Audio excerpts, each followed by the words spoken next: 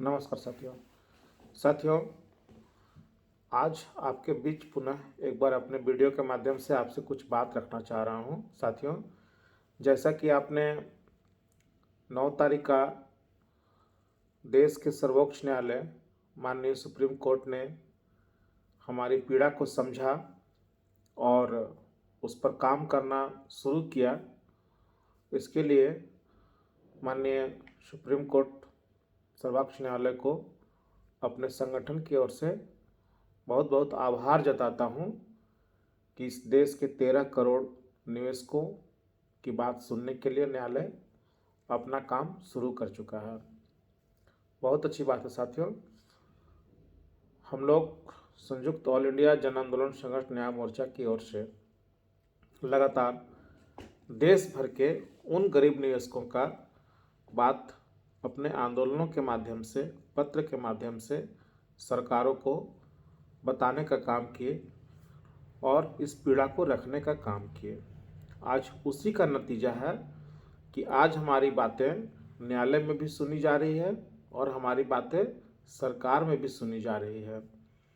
लेकिन कुछ हमारे ही बीच के साथी जो आज दिखावा तो करते हैं कि हमारे साथ हैं, किंतु वो हमारे साथ होते नहीं हैं।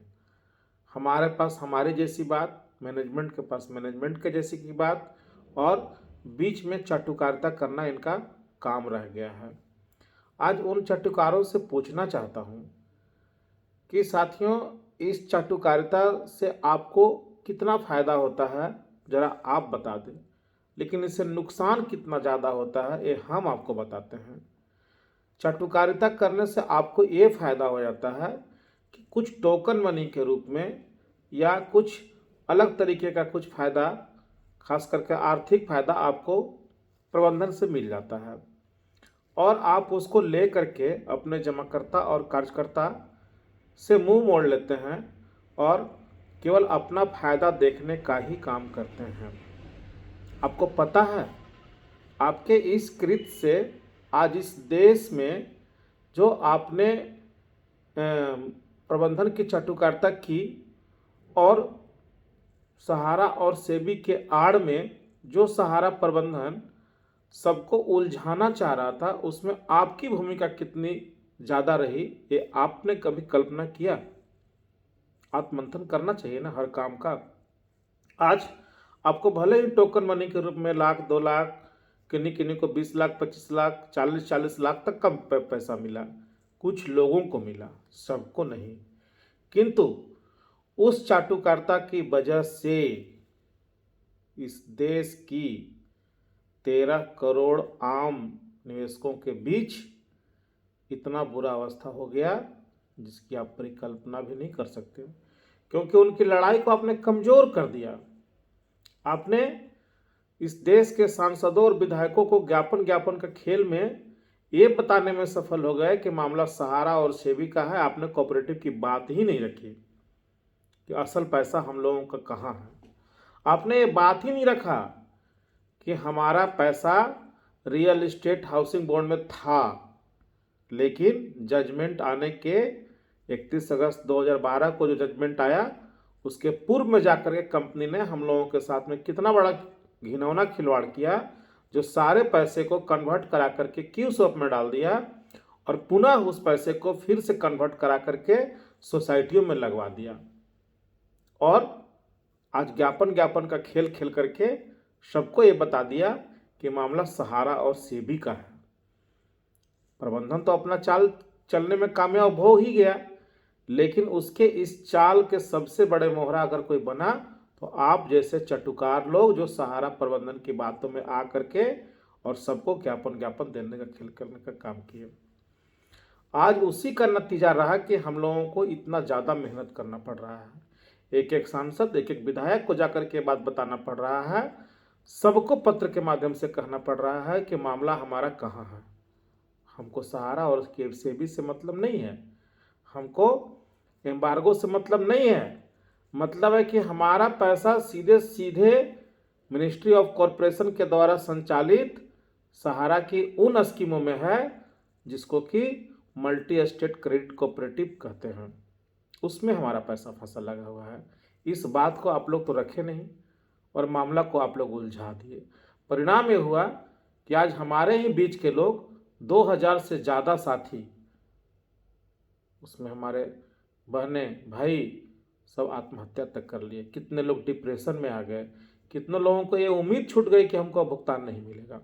कितने लोग घर द्वार छोड़ करके भाग गए, कितने लोग गांव छोड़ करके भागे, कितने शहर छोड़ करके भागे।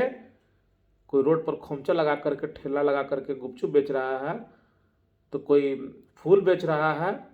इस तरह का काम इस देश में हुआ, वो आपकी चाटुकारिता की वजह से हुआ।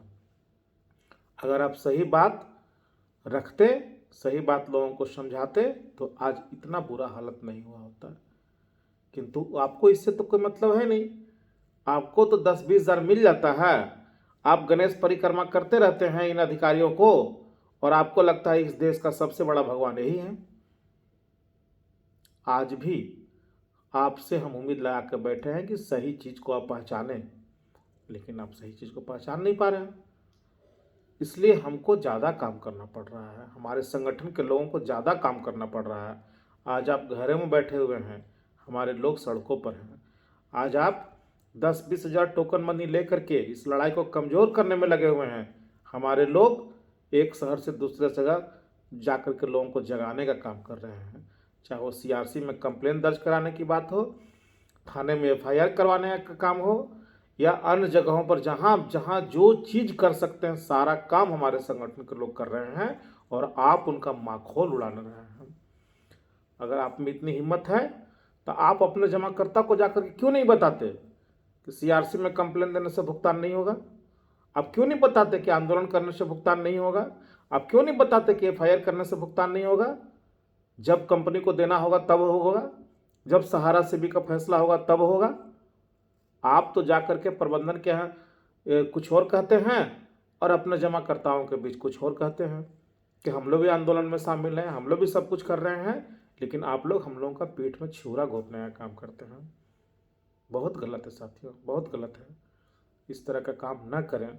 आज संयुक्त ऑल इंडिया जन आंदोलन संघर्ष न्याय मोर्चा का ही देन है कि आज चाहे वो न्याय प्रक्रिया इस देश में आगे बढ़ी, या महामहिम राष्ट्रपति महोदया के यहाँ से जो पत्र आया, या सरकार के यहाँ से जो पत्र आया, सब जगह दिख रहा है कि हम लोगों का लड़ाई बहुत तेज़ी के साथ आगे बढ़ा, जिसका आज रिजल्ट आना शुरू हुआ है।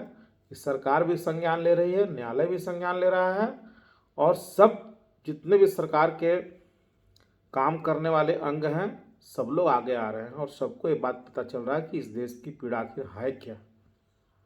लेकिन इस लड़ाई में सबसे अगर कोई बाधक बना तो वो हमारे चाटुकार लोग।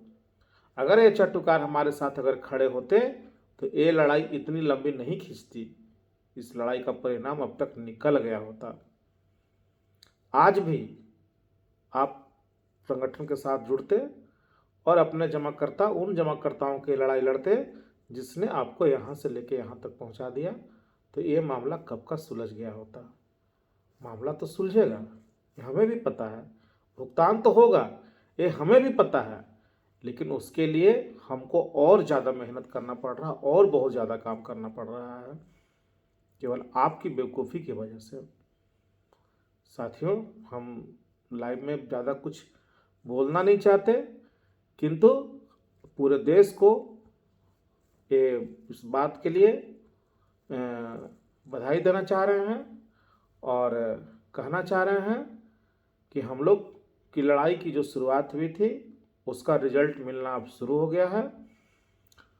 अंदर खाने से बहुत सारी बातें आ रही हैं, और भुगतान का प्रक्रिया जो है वो बहुत जल्द होगा, ये हम लोग को भी अब लगने लगा है। किंतु जो काम हम लोग कर रहे हैं उसको कंटिन्यू करना है। हमारे दुश्मन कोई नहीं है, सब हमारे लोग हैं। कुछ लोग रास्ता भटक गए हैं। सहारा प्रबंधन की नीयत जो है वो भुगतान करने की नहीं है, वो मामला को केवल मिसगाइड करने का है, और उसमें बहुत हद तक सफल हो जाते हैं मिसगाइड करने में, क्योंकि हमारे ही लोग उनके साथ मिले हुए होते हैं, जो एक तरफ ये दिखावा करते हैं कि हमारे साथ में है, दूसरी तरफ ये दिखावा करते हैं कि हमारे साथ नहीं है। तो अभी भी हम उन साथियों से कहेंगे कि सही चीज़ों को पहचानें और अपने जमाकर्ताओं के लिए खड़े हों, उनका भुगतान कराने के लिए साथ दें, चाहे वो सीआरसी के माध्यम से हो या केस के माध्यम से हो, जैसे भी हो अपने जमाकर्ताओं का साथ दें और जमाकर्ताओं के साथ खड़े रहें। चाटुकारिता छोड़ दें, तो चाटुकारिता से कुछ नहीं मिलेगा। हम तो लड़ रहे हैं अपने जमाकर्ताओं के लिए, दुनिया देख रहा है, हमारे बच्चे, हमारे परिवार, हमारा समाज सब कुछ देख रहा है कि हम लोग उनकी लड़ाई लड़ रहे हैं। और कल आने वाला दिन में हम लोगों का नाम भी अगर लिया जाएगा तो इसी बात के लिए लिया जाए कि इन लोगों ने लड़ करके भुगतान करवाया, अपने जमाकर्ताओं का साथ दिया, अपने जमाकर्ताओं के साथ खड़ा रहा। और आपके लिए क्या होगा? जो लोग चाटुकारिता कर रहे हैं, जो विभीषण का रोल कर रहे हैं, उनका इमेज क्या समाज में बन रहा है या आपके परिवार में क्या बन रहा है? किस रूप में आपको लोग जानेंगे? आपको तो ये संज्ञा नहीं ना कोई देगा कि आप भी इस लड़ाई में शामिल थे। आपको तो ये संज्ञा मिलेगा कि आप चाटुकारिता कर रहे थे, आप इस लड़ाई को मिसगाइड कर रहे थे।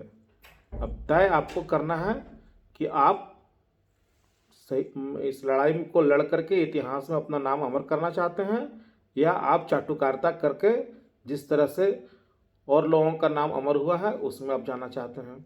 कि आपको तय करता है, आप पे छोड़ते हैं। धन्यवाद साथियों, नमस्कार।